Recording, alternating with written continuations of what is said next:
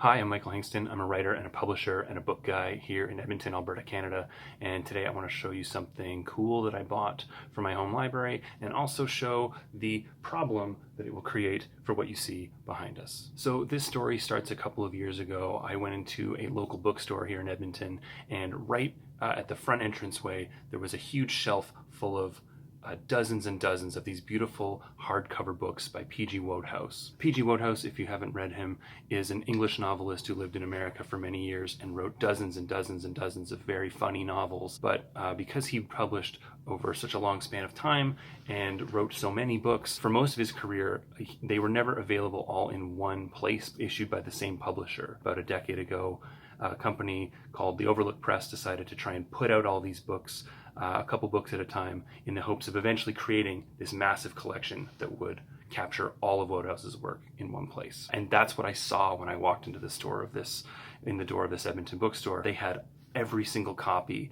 out on display. I'm a book collector. I have this sort of collector disease in my brain. So when I saw it, my first thought was, oh, maybe I should try collecting these. I don't have enough money to buy them all at once. So I thought I would just pick out a couple of them at random and bring them home. And I thought, well, every couple times, every month or so when I go back in this bookstore, I'll pick up a couple more. The next time I went there, they were all gone. It turned out that someone else had walked in the door, had the same thought I had, but had deeper pockets or less impulse control, and bought almost the entire set all at once, save for a handful of books that other people had picked out. In fact, when I mentioned this to the owner of the bookstore, he said, oh, well, that collector is pretty irritated, as collectors get, because he's missing these couple books. So if you ever feel like selling the ones you got, feel free to bring them down. So that was sort of the end of that dream, but I did think if I ever saw or had an opportunity to buy more of these books again in one place, I would do it. And that's when this happened. What you're looking at here is a good number of the collected Wodehouse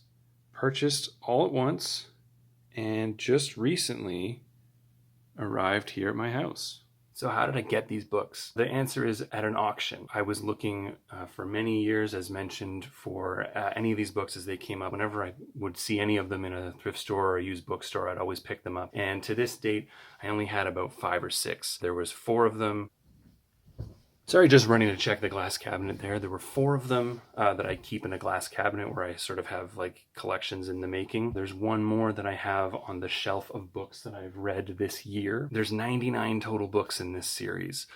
So I knew it was going to be a long collection process. Sometimes those are the most fun things to collect, is things that take a long time that you know you can't get quickly. And I happened to come across an auction where the books were being put up as part of a larger auction, but they weren't necessarily a books-specific auction. In fact, a lot of this stuff was related to Hollywood, a lot of photographs and diaries and that sort of thing. And I had a hunch that maybe these books would not be of interest to the people interested in the other items in the auction. And it turned out that I was correct in that. All of the items were up for preview for many weeks before they went live, and I saw that they all had an early, like a pre-bid from someone who bid, who wasn't there physically, and I had a feeling might not be there when the actual auction went live, and that turned out to be correct. I waited for the auction to start at 2 p.m., I think, local time, for all 4 of the lots. There was, I think, 15 books in each lot.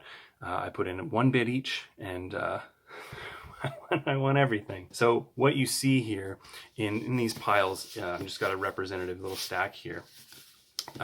They're all just beautiful looking books. So you can see here, Wodehouse wrote, there's some standalone series and characters that you'll see pop up at different times. This is one of his Blandings books, A Pelican at Blandings.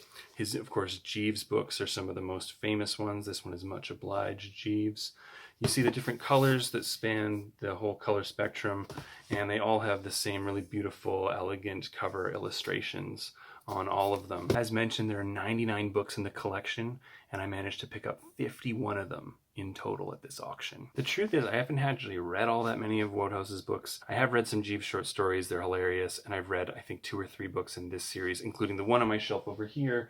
It's called Louder and Funnier. It's a collection of Wodehouse's writing about his nonfiction essays about the arts, and they're wonderful. There was a piece that came out in the Wall Street Journal upon the completion of the series, the final book finally making it to publication by Sam Sachs, where he talked about sort of the overall enduring appeal of Wodehouse and the unique achievement that this series represents. So I would highly recommend you check that out if you're looking for an entry point. But the fun of Wodehouse is very much picking up a book at random, not knowing what you're going to get, and just being ready for really, really funny sentences on a very small sentence by sentence level, and then these overall sort of slapstick stories, a lot of comedies of manners, a lot of stuff set in the English countryside, as well as on Long Island and other parts in sort of genteel society. Now, as mentioned, buying something like this is super exciting, super fun. I loved opening up the box and seeing what was inside. I have some lovely footage of me doing so in a very casual and very easy professional manner. Everything opened perfectly on the first cut.